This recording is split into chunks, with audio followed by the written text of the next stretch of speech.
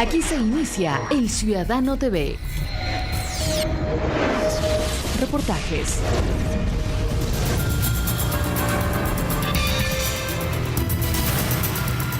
Noticias. Entrevistas. El Ciudadano TV es la imagen del gobierno de la Revolución Ciudadana. Bienvenidos.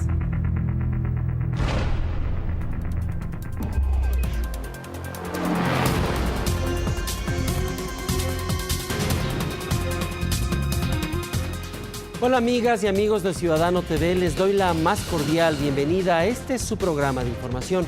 Para hoy continuaremos con la rendición de cuentas de cada uno de los 8 ministerios coordinadores como parte del informe a la Nación que el mandatario ecuatoriano deberá rendir este miércoles 10 de agosto ante el pueblo ecuatoriano a través de la Asamblea Nacional. En esta ocasión serán los ministerios coordinadores de Desarrollo Social y el de la Producción, Empleo y Competitividad en manos de 2 mujeres, quienes nos contarán el grado de avance alcanzado por medio de este mecanismo creado por el gobierno, con el cual se evita la duplicidad de funciones de los ministerios como ocurría hasta hace 4 años, mecanismo que también permite atacar un mismo problema desde distintas ópticas, lo cual permite hablar de una verdadera integralidad en el accionar estatal. Conoceremos las perspectivas en torno a la designación de las autoridades que restan en la Asamblea Nacional y desnudaremos la campaña que la prensa nacional inició a nivel internacional para desprestigiar al actual gobierno.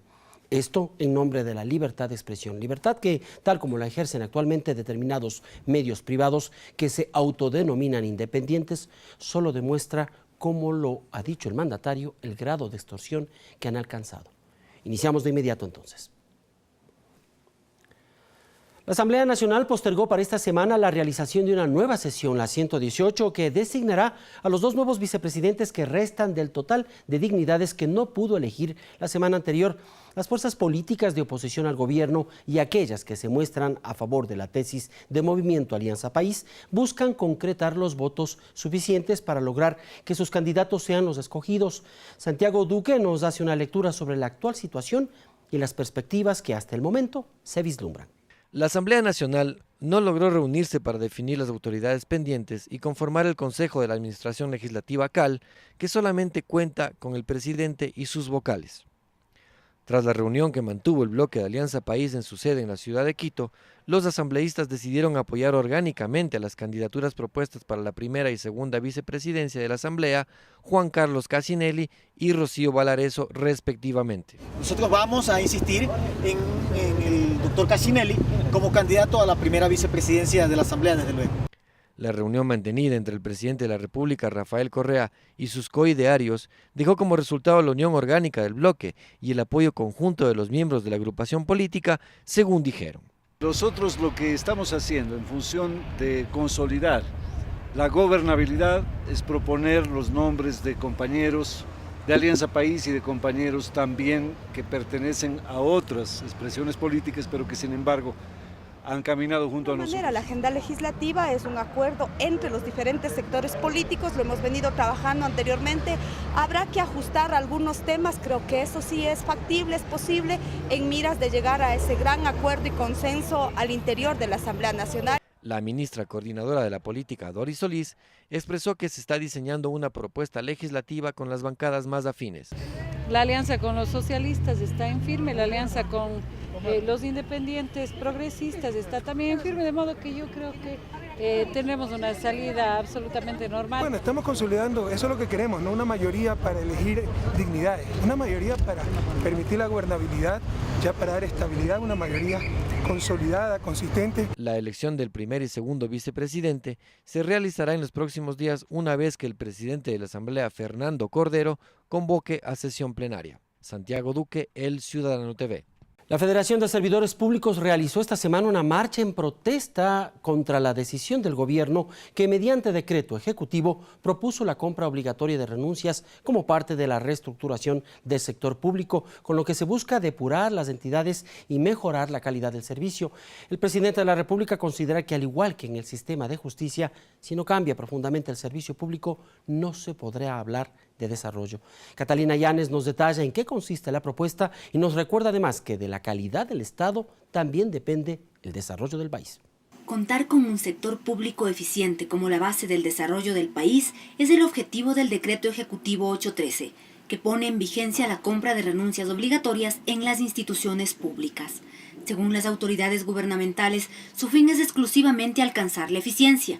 Mira, la base fundamental del desarrollo de cualquier país del mundo, en el cual obviamente está incluido el Ecuador, es el contar con un sector público eficiente. Para contar con un sector público eficiente necesitas contar con varias herramientas, entre las cuales se encuentra el tener una adecuada infraestructura física, tener las herramientas tecnológicas también, pasar por un proceso de reingeniería de los procesos administrativos y reestructurar y optimizar el talento humano con el cual tú cuentes. Este programa no se trata de una venta de renuncia, es un proceso de compra de renuncia, cuya potestad es la administración institucional. ¿Pero quiénes se desvinculan del sector público? Insisto, los servidores públicos no tienen de qué temer, pueden estar absolutamente tranquilos, más ellos se van a dar cuenta, porque ellos mismos los conocen, de que van a tener que ser desvinculados los que no son buenos. Las máximas autoridades junto con sus equipos técnicos serán las que determinen al servidor público que debe acogerse a este programa. Se especificará claramente bajo un sustento técnico quiénes se irán para dar cabida a gente nueva, joven y honesta. Se prevé que hasta finales de este año salgan un total de 1.121 personas, programa que requiere una inversión de aproximadamente $44 millones, mientras que en 2012 se desvincularán 614 personas con una inversión de $24 millones. En Quito, Catalina Llanes, El Ciudadano TV. Una pausa y Marco Antonio Bravo conversa con Janet Sánchez, la ministra coordinadora de Desarrollo Social, y los resultados de la millonaria inversión que el gobierno realiza en ese sector vulnerable, que este año recibe un presupuesto jamás antes visto. Siga con nosotros a través de la señal de este canal.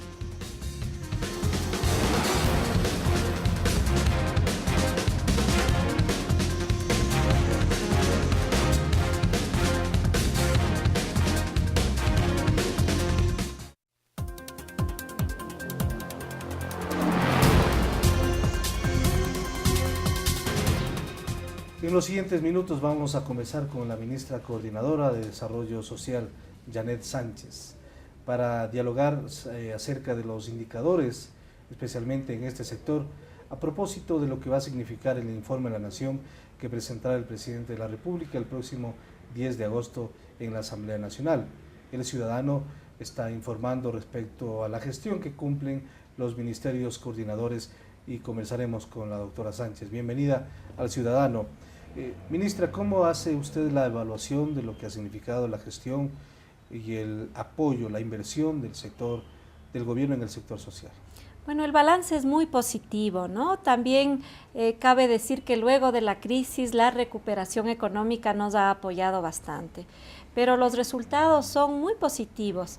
Estamos tal vez en los puntos más bajos de la última década en pobreza, en desigualdad, en desempleo, que son datos muy importantes para la gente y para la vida, para la cotidianidad en general.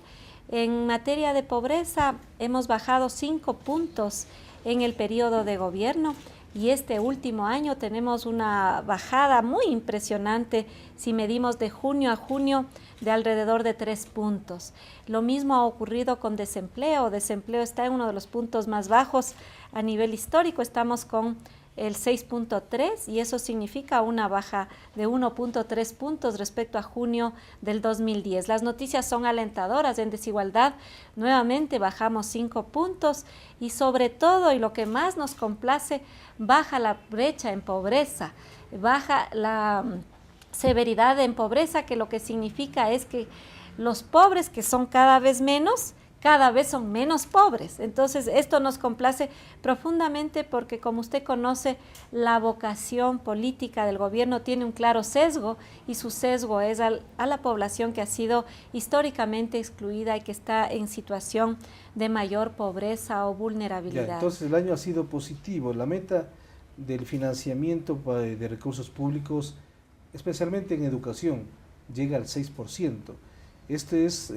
¿Se cumple con la meta que estableció el gobierno o todavía falta? Bueno, sí, en los términos planificados sí. Luego los temas de ejecución siempre nos dejan ver al final los resultados, pero en tema de la planificación y de lo presupuestado sí. Ahora, el impacto es lo importante. ¿Cuáles son los resultados de esa inversión en educación? Y creo que en educación es uno de los sectores donde con toda contundencia se demuestra un impacto muy importante en la inversión pública. Y en la cotidianidad, ¿cómo explicar esto? Es decir, ¿cómo un pobre se beneficia en el sector educativo? Bueno, los resultados de la inversión en educación son muy importantes. La tasa neta de matrícula en básica, por ejemplo, en educación básica, ya casi ha llegado a niveles de universalización. Estamos por cerca ya del 94%. En el caso de bachillerato hemos subido 10 puntos la tasa neta de matrícula en bachillerato. Estos son datos inéditos, no tiene precedente el país de saltos tan importantes en cobertura de educación. En este aspecto, es decir, que la gratuidad de la educación pública, gratuidad absoluta, sí está dando resultados, porque también había muchas críticas en el sentido de este concepto de asistencialismo que perjudica también al mismo Estado ecuatoriano. No, mire, ahí la definición política ha sido no solamente de parte del gobierno, sino de la ciudadanía que se expresó mayoritariamente cuando decidió sobre la nueva constitución, cuando aprobó esa nueva constitución. La decisión fue que todos los servicios básicos, indispensables, que aseguran derechos muy importantes para los ciudadanos y ciudadanas ecuatorianos, como educación, salud, entre otros, debían ser universales y debían ser progresivamente gratuitos.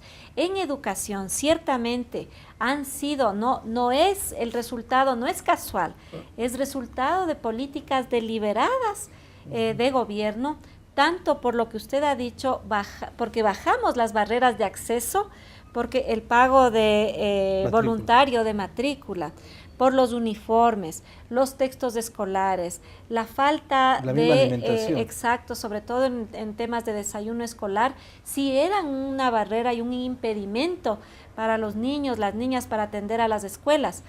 Disminuyendo estas barreras, lo que hemos visto es que hay mucha más población en edad escolar que está acudiendo a las escuelas.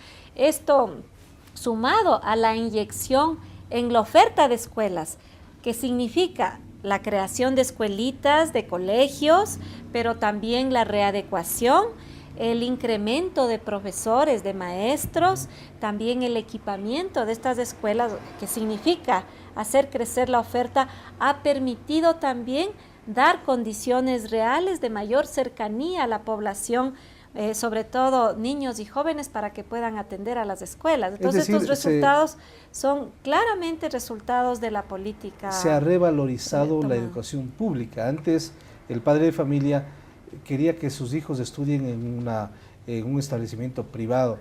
Ahora sucede lo contrario.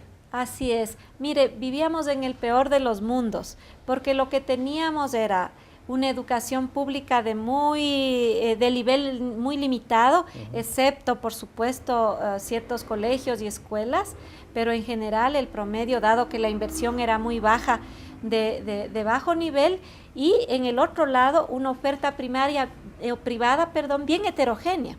Entonces no era garantía de una buena calidad siquiera la educación privada. ¿Y ahora también eso se ha confirmado? Ahora estamos justamente haciendo una rectoría y una presencia mucho mayor de parte del Ministerio Rector, que en este caso es el Ministerio de Educación. Se ha creado una oferta pública de mejor nivel y una oferta mayor, y a la vez se ha regulado de mejor manera a las instituciones privadas, ¿no? Con creación de estándares creación de nuevos currículums. Ahorita estamos incluso yendo al bachillerato unificado, estamos levantando estándares tanto a niveles de materias como de cursos, de colegios, estándares en términos de los contenidos con los que tiene que salir en términos de conocimiento el estudiante, las evaluaciones a los maestros. Todas esta serie de acciones lo que hacen es mejorar la calidad tanto pública como privada, ¿no? Usted dijo al principio, pese a la crisis mundial, no se redujo en inversión social, tanto a nivel de educación, en salud y por supuesto inclusión económica. Pero vamos al tema de la salud, que es otro de los grandes logros del gobierno, sin embargo bastante criticada por los sectores de oposición. ¿A qué atribuye esto? Bueno, mire, lo que ha pasado es que hemos casi triplicado la inversión en salud pública. En verdad, el punto de partida de salud era mucho más precario que el punto de partida de educación, porque en educación todavía teníamos ya una red importante de escuelas y de colegios. En cambio, que la red de centros de salud y de hospitales, por ejemplo, en el caso de la salud pública, estaba todavía más limitada, sin actualización ni modernización de equipamientos, con escasez de recurso humano, tanto en sus médicos, especialistas, como en enfermeras, auxiliares, en fin. La situación en salud era caótica, por eso que en salud ocurría lo mismo que en educación.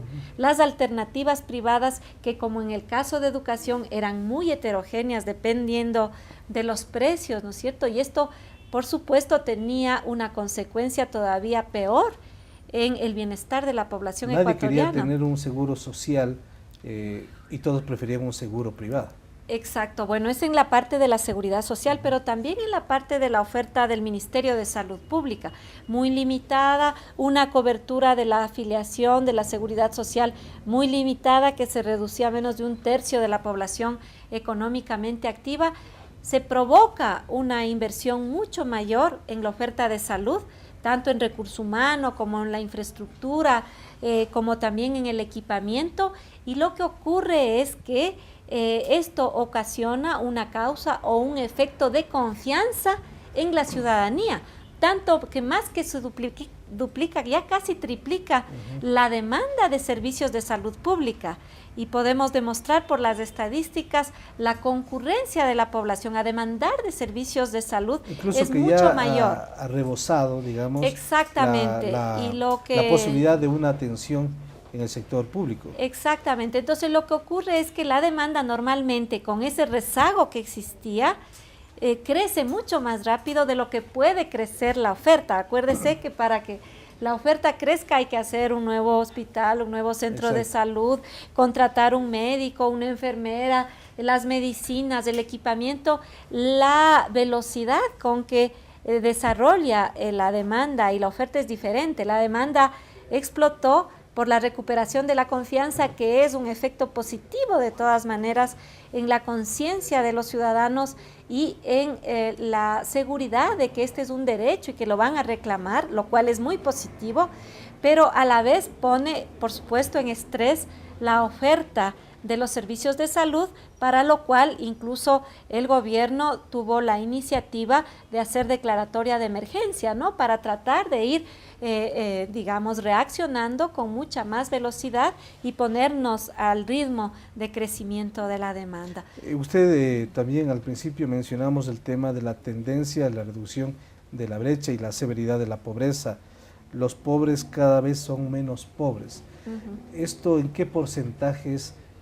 Poco si nos puede dar los indicadores. Sí, tal vez solo acabar un poquito, si me permite, la parte de salud, porque ya aparte del crecimiento de la demanda es importante ver los datos duros en salud, ¿no? Y en salud hay dos indicadores que son muy importantes. Una es la tasa de desnutrición crónica y otra la tasa de mortalidad infantil.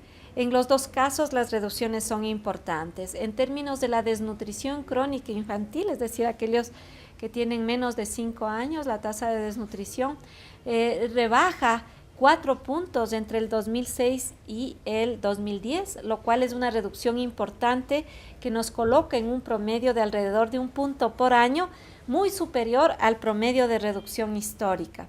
El otro indicador muy alentador es que particularmente en los niños que nacen en el periodo de gobierno, es decir, a partir del 2007, la tasa de desnutrición todavía reduce de manera más acelerada. Tenemos 7 puntos menos de desnutrición crónica infantil en los niños nacidos desde el periodo del 2007. Y la tasa de mortalidad infantil igual reduce 3 puntos en el último periodo de gobierno. Entonces, esto es fundamental. En los temas de severidad y brecha de pobreza, en efecto, estos bajan y bajan de manera muy importante. Como le decía, en el tema de pobreza, si medimos de junio del año pasado a junio de este año, que es el último dato que podemos tener de medida de pobreza por ingresos, hay una reducción de sobre los 3 puntos, lo cual es muy importante. ¿Y qué es lo que está ocurriendo si nosotros tomáramos solo a la población en situación de pobreza? En esta población bajan las diferencias entre los pobres y baja la severidad. Es decir, quiere decir que el nivel de ingresos de los extremadamente pobres en promedio es superior a la que teníamos previamente, ¿no? Sin embargo, esta entidad Ethos hablaba de otros números, otras cifras, y que Ecuador prácticamente está a la cola en este tema, en América Latina. Sí, mire, hemos respondido ya más técnicamente. En el caso de esta fundación, lo que hace es un análisis que se basa en 2 macrodimensiones, digamos. El 50% de la explicación del índice de ellos se basa en la encuesta de condiciones de vida del año 2006.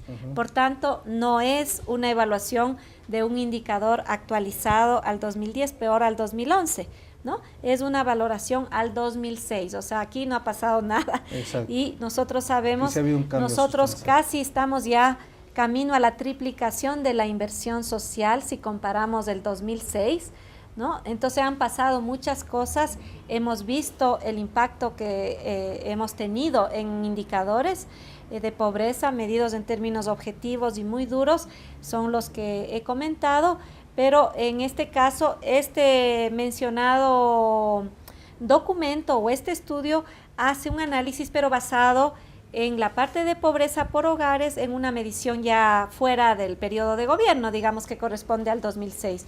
Y en el otro componente, que es una parte, yo digo, muy cargada de variables que miden mucho temas de percepción, por tanto, variables más subjetivas, ¿no es cierto? Miden temas que son siempre bien debatibles, ¿no? Como estabilidad política, por ejemplo, libertades, tema de democracia, en fin. Ya son valoraciones más políticas. Exacto, que son más subjetivas, que dependen de la muestra, que depende de a quién pregunta, que depende del peso que usted le da a esa variable. Y podríamos entrar en un debate importante, ¿no? Yo podría decir, por ejemplo, valoremos optimismo, por ejemplo, es otra variable. Y podemos constatar estadísticamente cómo ha mejorado la actitud de las personas y su expectativa respecto a mejorías. Exacto. De hecho, en este gobierno respecto a los periodos pasados. Exacto. Exactamente. Ahora, más optimismo y muchas otras cosas. ¿Qué significa que cae el desempleo en los beneficiarios del bono del desarrollo humano? Esto es muy importante y en parte explica por qué los pobres son menos pobres, ¿no? Porque justamente donde más baja el desempleo en este último año es en la población de beneficiarios del bono de desarrollo humano. ¿Qué significa eso?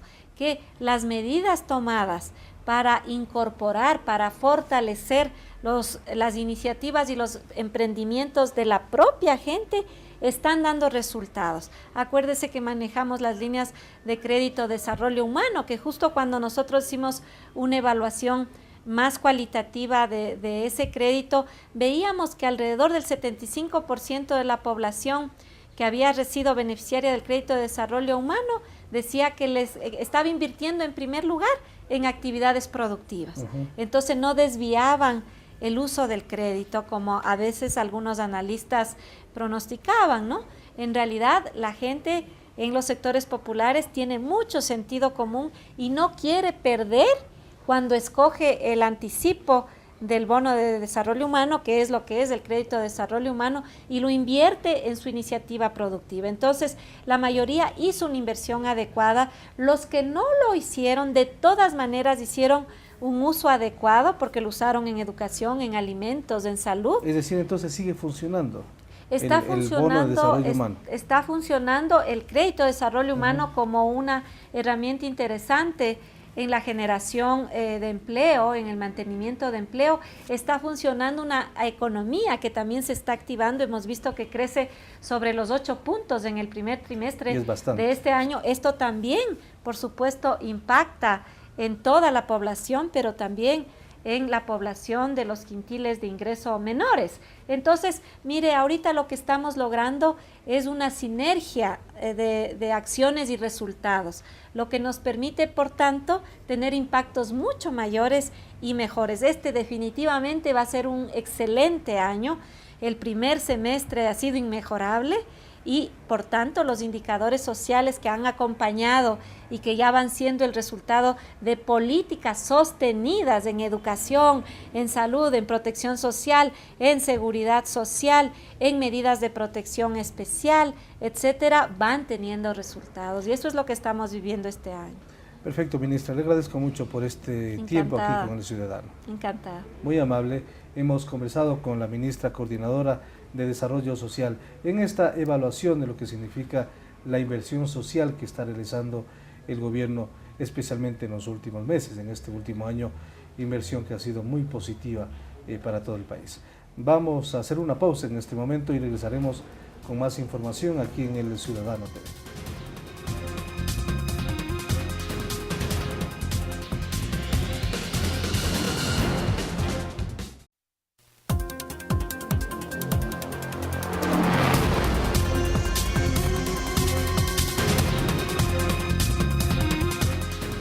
Seguimos informando aquí en El Ciudadano.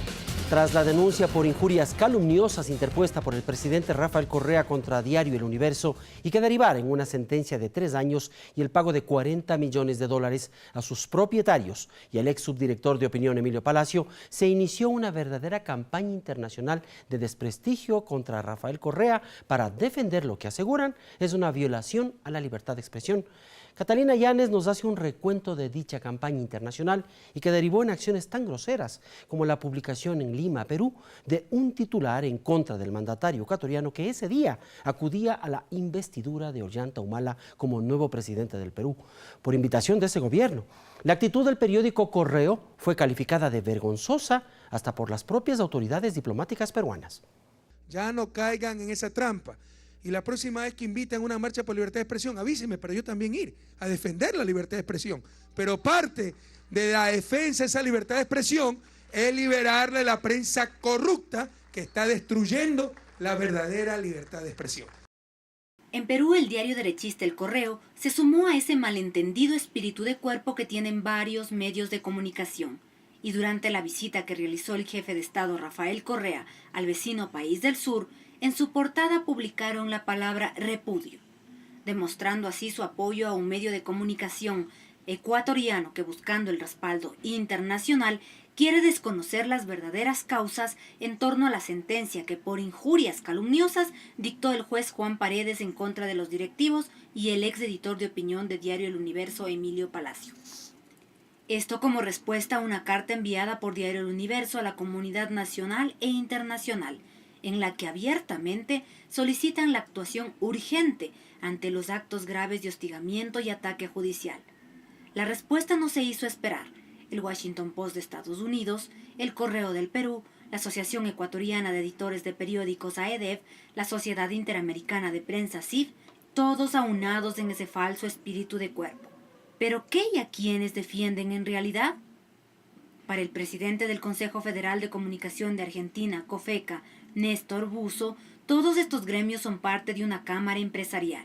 Y bueno, en esto tienen todo un aparato montado, y parte de ese aparato es la CIP, esta cámara empresaria que vi que estuvo aquí, Y lo que dijo aquí es lo mismo que dijo en Argentina o lo mismo que está diciendo en todos nuestros países. Así que el debate es más o menos el mismo. Y con él coinciden varios analistas. La historia de la CIP es una historia que se enmarca dentro de la doctrina Monroe, ¿no es cierto? Principios de siglo, años 20, en donde se trataba de consolidar la hegemonía estadounidense en la región y se vio que los medios de comunicación eran un espacio propicio para hacerlo, pero es interesante decir que no es una asociación de trabajadores de prensa, no es un gremio de periodistas, ni es un organismo internacional de derechos humanos, es un cartel de empresarios.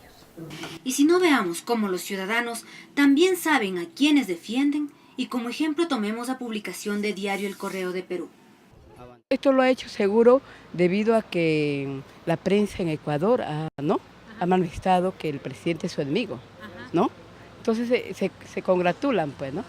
Claro, entre periodistas, entre periódicos.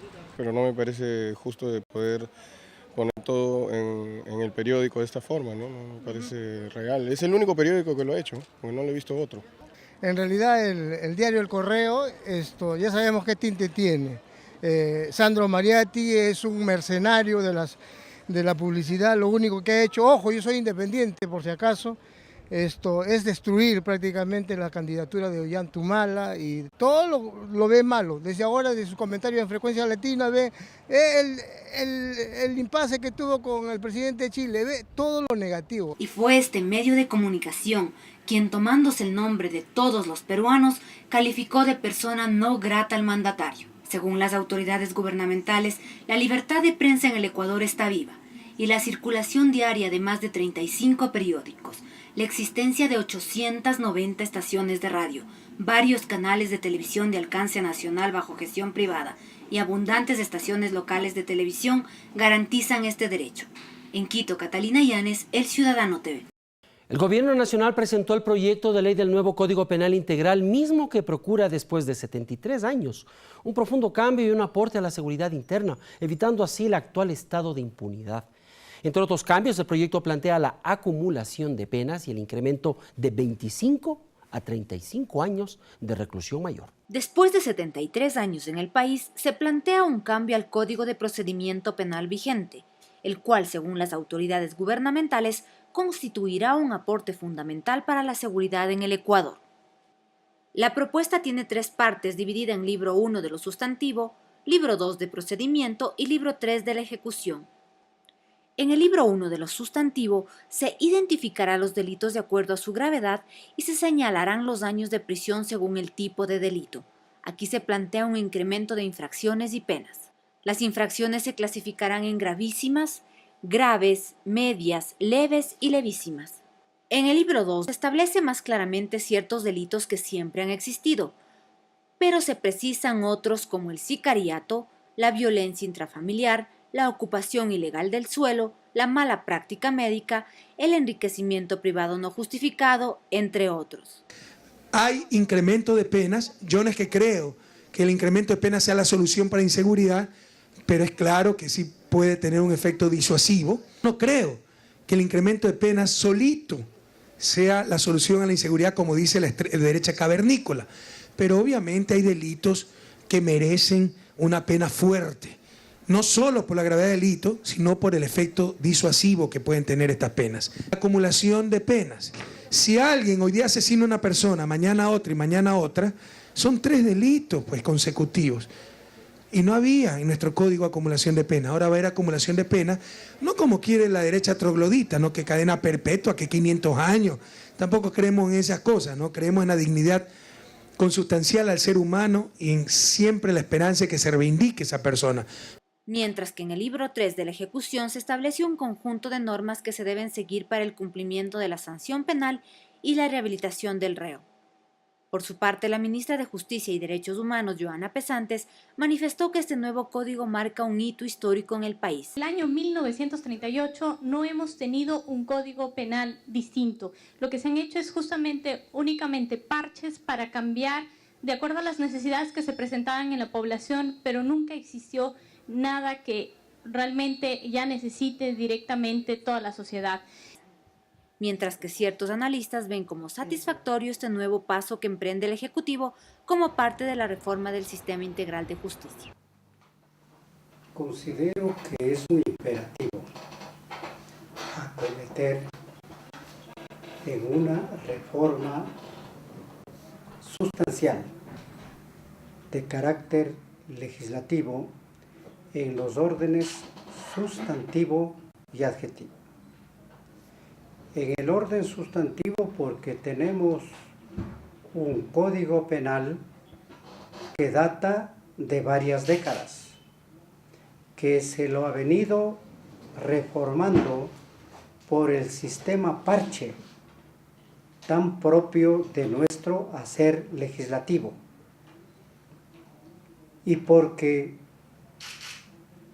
los temas relativos de la seguridad en nuestro país han llegado a una gravedad superlativa. En Quito, Catalina Llanes, El Ciudadano TV. A propósito de las celebraciones de agosto, Marco Antonio Bravo entrevista a Natalie Celi, ministra coordinadora de la Producción, Empleo y Competitividad. Volvemos con más aquí, en El Ciudadano TV.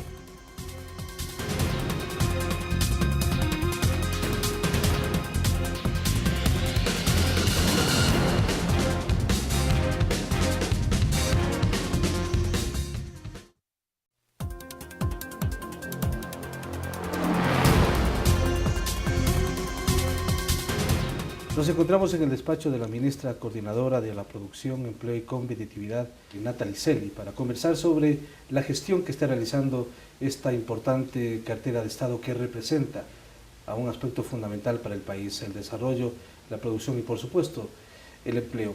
Al hacer la evaluación, ministra, gracias por aceptar este diálogo con el ciudadano. Al hacer la evaluación durante el año, al principio parecía que el país, y así lo decían incluso algunos medios de comunicación, entraba en una etapa bien compleja en torno al empleo, en torno a la producción en sí. ¿Qué ha cambiado y cuál es la evaluación cuando estamos a las puertas del informe de la Nación? Bueno, yo creo que podemos decir que tenemos una evaluación muy positiva del año. Si lo analizamos de julio a julio, creo que tenemos muy buenas noticias para decirle al país. En primer lugar, quisiera relevar que ya contamos con un modelo de transformación productiva que ya tiene unas leyes que lo amparan. Y este es el Código de la Producción y sus reglamentos. Y creo que el Código ha cumplido un rol muy importante en ser el mecanismo que viabilice un cambio en la matriz productiva del país. Nosotros queremos una matriz con valor agregado, productos con valor agregado, queremos una matriz que tenga también una importancia de la innovación en los servicios, que sea verde, que sea coeficiente. ¿Y por qué la importancia del valor agregado, Marcos? Es porque justamente nosotros buscamos empleo y empleo de calidad. Y eso es lo que está atrás de cada una de las acciones que el Consejo de la Producción lleva a cabo, es justamente fomentar ese cambio en la matriz productiva, que se democratice ese cambio de la matriz productiva y que se genere más empleo y sobre todo más empleo de calidad. Al principio, ciertos empresarios tenían reparos exactamente con el Código de la Producción, pero el resultado ha sido favorable, ha existido ya un mayor acercamiento con los empresarios, ya se ve que de todas maneras no existe incluso cierta beligerancia que existió inicialmente. Bueno, yo creo que tenemos una excelente relación con el sector productivo. Yo creo que existe además un consenso alrededor del cambio de la matriz productiva, de la importancia de transformar esa matriz productiva para que sea alta en valor agregado, servicios, coeficiente, como ya lo he indicado. Y creo que hemos establecido un canal de comunicación institucional, se ha formado el Consejo Consultivo de la Producción y creo que existe más confianza. Y cuando existe más confianza, yo creo que las cosas se manejan desde una diferente perspectiva. Vamos a pasar revista a algunos de los productos emblemáticos, proyectos emblemáticos que maneja, pero también quisiera que se refiera a lo que significó en su momento determinado la advertencia de que si Ecuador no continuaba con el ATPDA, la producción de los sectores involucrados iba a ser deficiente, iba a ser negativa. En la práctica, ¿qué ha sucedido? No, en la práctica lo que hemos tenido es un incremento de las exportaciones, a excepción de dos productos como son el brócoli y me parece alguna fruta tropical, creo que específicamente la piña, o también hemos tenido una reducción en los productos artesanales, pero en general, si usted analiza el total de las exportaciones a Estados Unidos y en general a todas las naciones tenemos un incremento muy favorable en lo que va del año y en el periodo acumulado. quiero decir esto porque de alguna manera se ha creado el mito de que en este gobierno no han crecido las exportaciones. Si usted quita el 2009, que es el año de crisis, hemos crecido a tasas superiores en los no tradicionales del 15%, tasas superiores de otros periodos. Nosotros indicamos en su momento que la TPDA es importante, pero que el monto que ingresa a Estados Unidos por ese mecanismo es de $400 millones. Y con un mercado a la alza, con los alimentos, con sus precios al alza y de gran demanda, no nos hemos visto afectados mayormente por la no renovación unilateral de Estados Unidos del tratado. ¿Cuáles son los principales programas o proyectos que tiene el Ministerio y en qué medida han tenido una recepción importante en el país? Muy bien, pero quizás me gustaría hablar de unos 3 logros que son más de carácter transversal, donde todo el Consejo de la Producción, todos los ministerios e instituciones que forman parte del Consejo de la Producción han coadyuvado a su cumplimiento, y es la productividad general de la economía. Nosotros hemos hecho un análisis de más de 17.000 empresas, las hemos seguido a las mismas empresas, tanto micro, pequeñas, medianas y grandes empresas, por los últimos 4 años. ¿Y qué hemos encontrado? Que la productividad de esas empresas ha incrementado en promedio más del 15%. Las empresas grandes han incrementado su productividad en más del 16%, pero las pequeñas y las medianas también lo han hecho por encima del 14%. Entonces esto es muy importante. No había un crecimiento sostenido de la productividad, y esto se puede, digamos, explicar de varias maneras. En primer lugar, hemos tenido condiciones favorables, las ventas han crecido, a excepción del año 2009, que recordemos es el año de mayor crisis planetaria, pero también creo que ha existido muchísimo más apoyo potente y concreto desde el gobierno, y eso lo podemos demostrar con los programas emblemáticos a los que usted se refería. Por ejemplo, tenemos toda una serie de programas que están hechos para apoyar la mejora de la productividad de las MIPYMES, como son los programas que tiene el Ministerio de Industrias.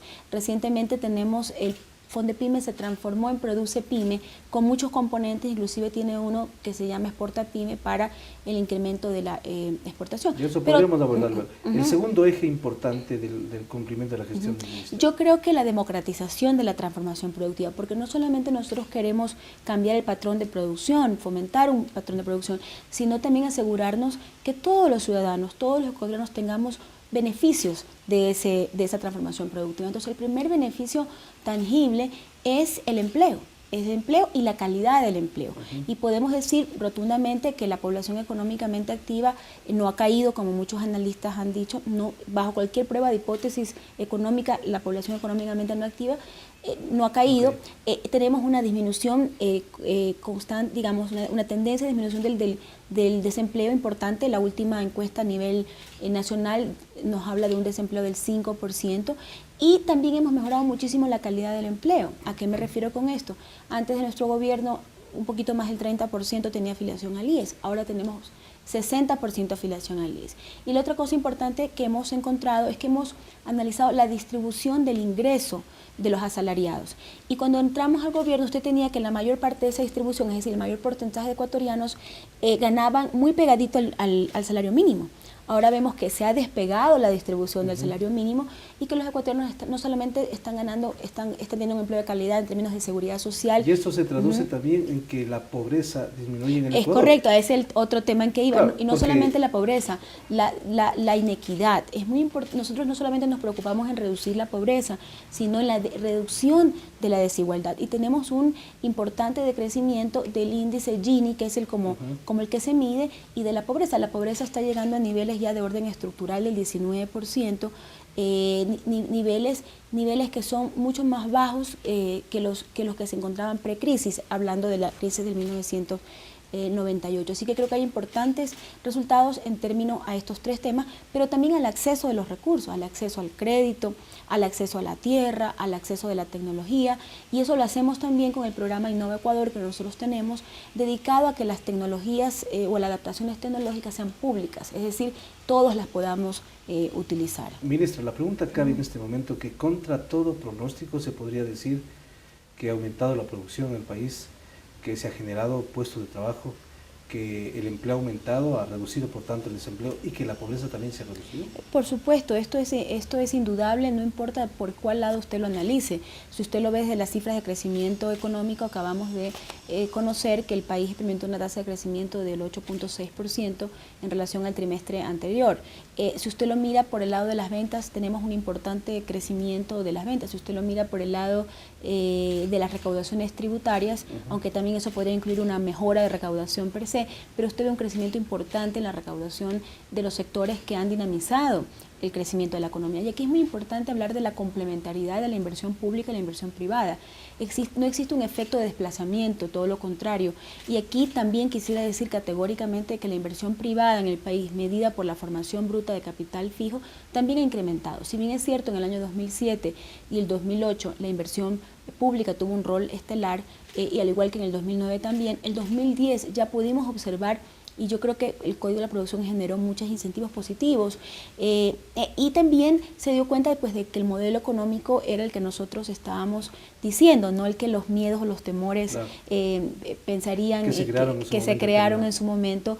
Creo que se demostró con la práctica que el modelo económico es un modelo que respeta a la empresa privada ética y solidaria. Ahora, si vamos a un parámetro, si la tendencia de crecimiento de inversión se mantiene en 6 meses, se marcará un récord en el apoyo del sector público, del público al sector productivo. Sí, correcto. Eso es lo que yo le decía, la complementariedad de la inversión pública con la inversión privada. En primer lugar, porque se requiere competitividad sistémica, infraestructura, carreteras, buena educación, salud para los ecuatorianos, pero también se requiere inversión privada. Y yo creo que la una a la otra se complementa. Quien ejecuta de alguna manera parte de la inversión pública, los contratos, por ejemplo, de carreteras, de infraestructura, es el sector privado. Entonces yo creo que hay que dejar al lado este mito de que la una compite con la otra, sino todo lo contrario, son complementarias y crean una sinergia. Por supuesto, esto creo que queda demostrado. O sea, este gobierno, si bien ha puesto reglas claras de juego en términos a la evasión tributaria y queremos que las empresas sean éticas, sean responsables, paguen sus impuestos, esto es una obligación moral, ética de todos los ciudadanos y todas las empresas, pero también se ha generado una enorme cantidad de incentivos para la producción y existe toda la estabilidad en relación a cuál es el rol del Estado, cuál es el rol del gobierno y cuál es el rol de la empresa privada. Claro, sin duda con este gobierno se ha recuperado el rol del Estado, que prácticamente estaba nulo en otras administraciones. ¿Qué medidas se han tomado para acortar la brecha del ingreso y el costo de la canasta familiar, que es algo fundamental para el ciudadano? Bueno, en primer lugar es importante indicar cuál es la brecha que existe. La brecha que existe en nuestro gobierno es sustancialmente menor que la brecha que han existido en otros gobiernos. Es decir, hemos ido poco a poco reduciendo esa brecha, producto de una política que privilegia al ser humano antes que al capital, y por eso los incrementos salariales siempre han estado en orden de la productividad, pero también de un factor de ajuste que permita a la ciudadanía ir recuperando su capacidad adquisitiva. Esto por el lado de los ingresos. La política salarial del gobierno de la Revolución Ciudadana ha sido una política salarial adecuada que siempre está pensando en el trabajador, en los ciudadanos. Por el lado de los gastos, también hemos tenido algunos programas, menciono uno que es público-privado a propósito de los temas de alianza y complementariedad, que es el programa Socio Solidario. Es un programa que empezó en el año 2008 con la crisis, pero que ha ido creciendo en cobertura y número de productos, que tiene una oferta de descuento muy importante para los beneficiarios del Bono de Desarrollo Humano y para todos los ciudadanos que acceden a varias cadenas, porque no solamente son las dos más grandes, ahora ya tenemos 5 cadenas comerciales hasta a las cuales pertenecen al programa. Además, el tener una mayor producción nos ha permitido de alguna manera minimizar los efectos, porque el 2011 también es un año, y el 2010, el último semestre, fue un año de incremento de precios en el mundo de los alimentos y de muchos materias primas que nosotros importamos. Entonces, con medidas tanto por el lado de la demanda, por el lado de la oferta, hemos podido mantener el poder adquisitivo e ir cerrando la brecha a niveles muy pequeños comparado con gobiernos anteriores. ¿Y cómo se han traspasado las fronteras? ¿Cómo se ha puesto en evidencia la política productiva del país a nivel internacional? ¿Qué esfuerzos en esto? Excelente su pregunta, porque uno de los propósitos de la transformación de la agenda productiva es el de la diversificación de mercados, el no depender de los mercados tradicionales. Obviamente consideramos que son mercados muy importantes, o de los socios tradicionales. Consideramos que el mercado europeo y el mercado americano son mercados importantes y obvio que los queremos mantener, pero también es sano diversificar, y los indicadores dan cuenta de que hemos disminuido, por ejemplo, en el caso de Estados Unidos, cerca de 2 puntos la dependencia en los productos no tradicionales que teníamos en este mercado, mercado y se han abierto nuevos mercados a raíz de la implementación de las nuevas oficinas comerciales y de las negociaciones que la Cancillería ha podido ir cerrando, de tal manera que el otro día revisaba una estadística muy interesante en Corea, que aunque exportamos poquito, lo hemos triplicado. Entonces, poco a poco iremos creciendo el valor de las exportaciones a esos mercados nuevos, sin descuidar nuestros mercados tradicionales. Pero todavía se tiene una balanza comercial desfavorable con algunos países importantes. Esto es importante indicarlo. El talón de Aquiles de la economía ecuatoriana es precisamente el déficit de la balanza comercial y al final del día cómo terminemos con nuestra balanza de pagos. Este no es un fenómeno nuevo, es un fenómeno que aparece después de la dolarización. Por ejemplo, en el año 2002 tuvimos ya un déficit comercial de menos 11%.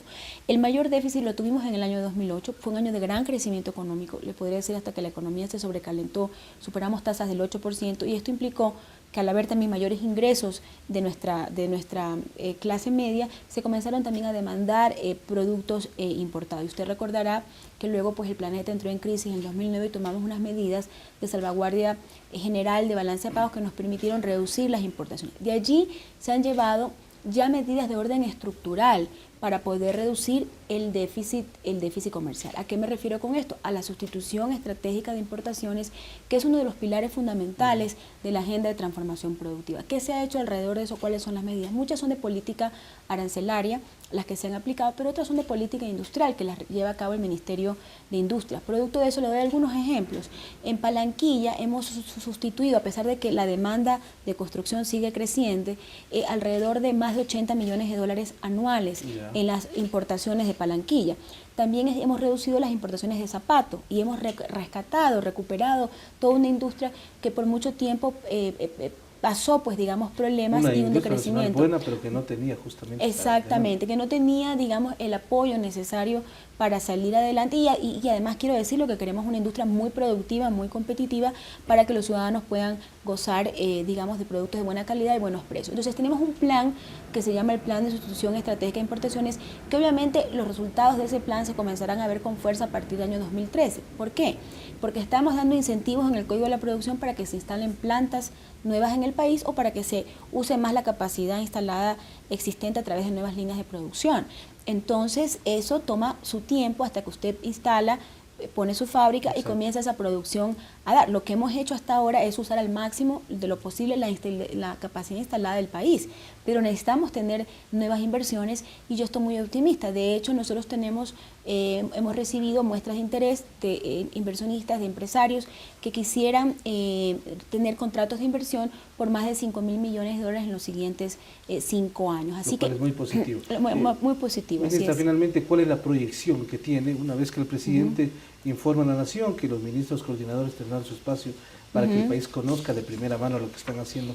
Pero ¿qué proyección viene en esto? Muy bien. Bueno, durante el informe pues podemos darle al país cuentas de los resultados como nos corresponde, un informe de rendición de cuentas de todas las instituciones que forman parte del Consejo, cada una coadyuva a los resultados que les he indicado y yo creo que vamos a tener unos años restantes muy positivos. Solo podría afectarnos una potencial doble crisis internacional si las cosas no se dan como se esperan en relación al incremento del techo de la deuda en Estados Unidos o recrudecimiento de Europa, pero más allá de eso, nuestra estructura productiva está sólida, estamos creciendo, hay inversión privada constatable, no hay inversión extranjera directa en los niveles que quisiéramos, pero esto va a venir también, la inversión extranjera también va a venir, puesto que los temas mineros, los temas petroleros ya están siendo cerrados y normalmente la inversión extranjera directa que se registra de esa manera está relacionada con la inversión, sobre todo, no toda, pero sobre todo con los recursos naturales. Así que yo estoy muy positiva en términos de cómo se va a generar el empleo, de cómo vamos a seguir manteniendo la calidad del empleo y sobre todo lo más importante que es mejorar la calidad de vida, el buen vivir de los ciudadanos y de las ciudadanas. Muy gentil, ministra, por atender al ciudadano. A usted, muchas gracias. Muy amable la ministra coordinadora de la Producción, Empleo y Competitividad, Natalie Celia. Aquí en su despacho hemos hecho este breve balance de lo que ha significado la gestión a propósito del informe a la Nación que presentará el presidente y sus ministros el próximo 10 de agosto. Hacemos una pausa y retornamos con más información aquí en El Ciudadano TV.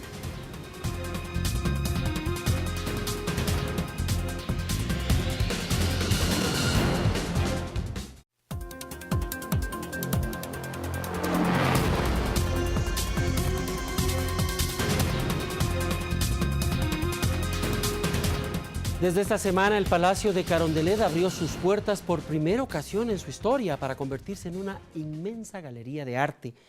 Es que además de la exhibición de piezas y obsequios que recibe el mandatario a nombre del pueblo ecuatoriano y que se exhiben de forma permanente para todos quienes visitan el palacio, también usted podrá admirar las más hermosas obras de arte de nuestros artistas. La muestra arrancó con 33 cuadros del pintor ambateño Francisco Suárez, quien junto a sus dos hijos, también artistas, recrea con exactitud uno de los más sublimes sentimientos, la ternura. Veamos.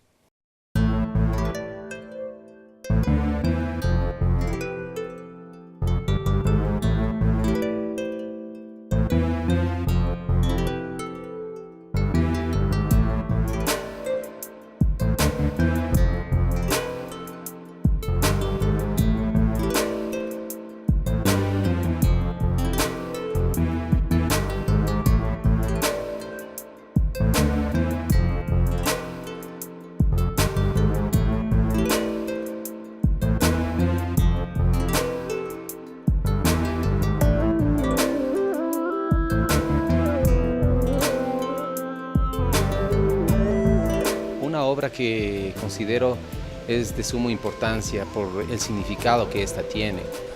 Siempre estaba ponderando mi capacidad y haciéndome sentir un pintor de primera línea.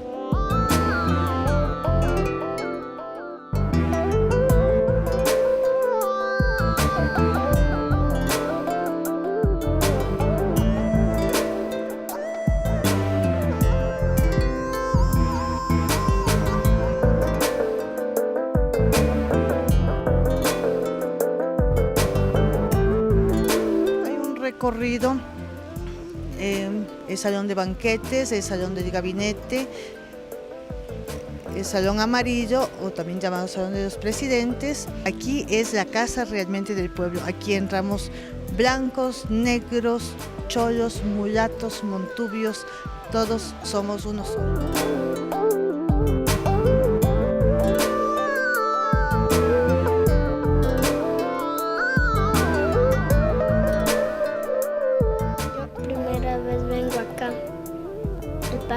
Es bonito.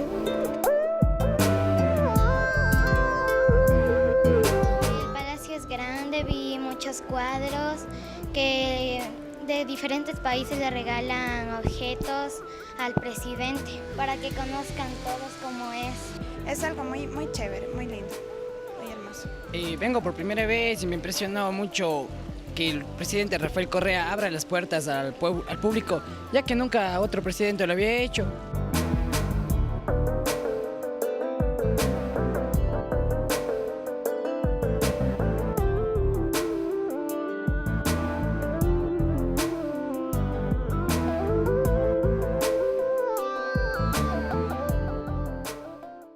Terminamos por hoy, pero continuaremos la próxima semana. Síganos a través del Sistema Oficial de Información del Ciudadano y cada uno de nuestros productos, el periódico, la web, la radio o a través de las redes sociales. También por intermedio de los medios de comunicación que nos retransmiten a nivel nacional y a quienes siempre agradecemos su constante esfuerzo. Saludos y pásela bien.